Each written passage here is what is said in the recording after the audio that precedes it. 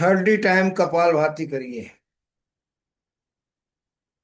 कपालभाति में आप अपना ध्यान करेंगे कंठ पर। अग्निसार में ध्यान करते हैं नाभि पर।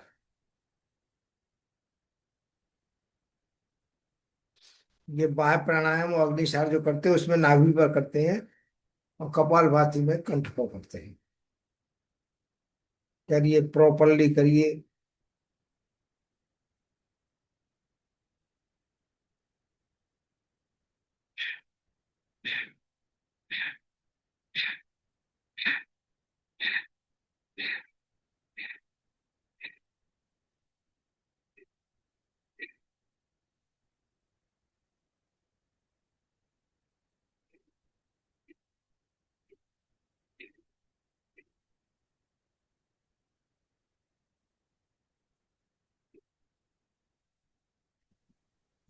सभी लोग कपालभाति करेंगे।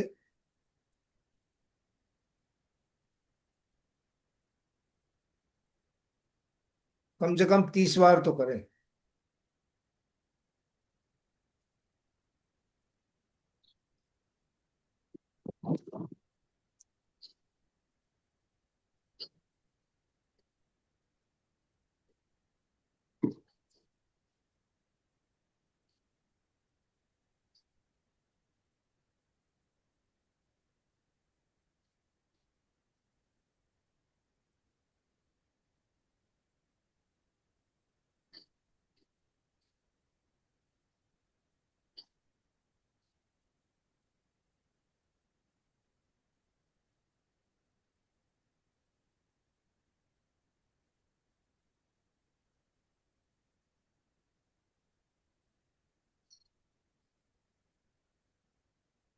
साठ बार अनुलोम विलोम करें। अनुलोम विलोम स्टार्ट करिए बाएं नासिका से। प्रणाम गुरुजी। प्रणाम।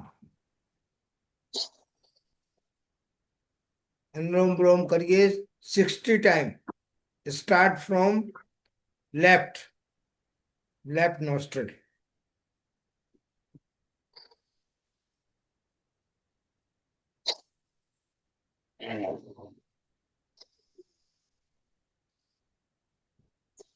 Sixty means 30 from left and 30 from right.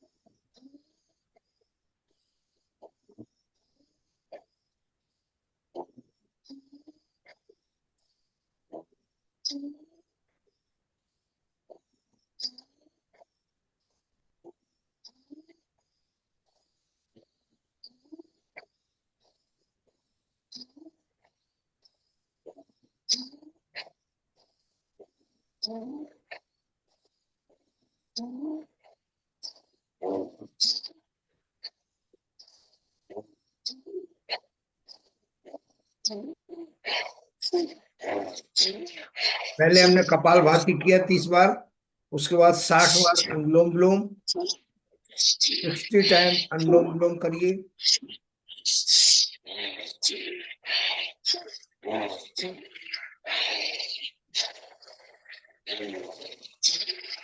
अपने अपने माइक प्लीज वन म्यूट कर हाँ, दो। सभी लोग अपने माइक जो है म्यूट कर लीजिए।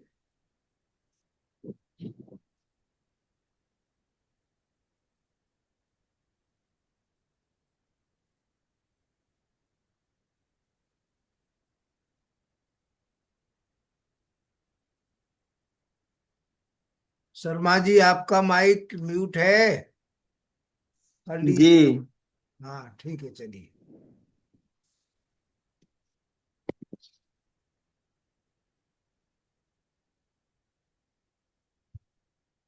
अनुलोम विलोम हो गया हो तब अश्विनी मुद्रा करिए।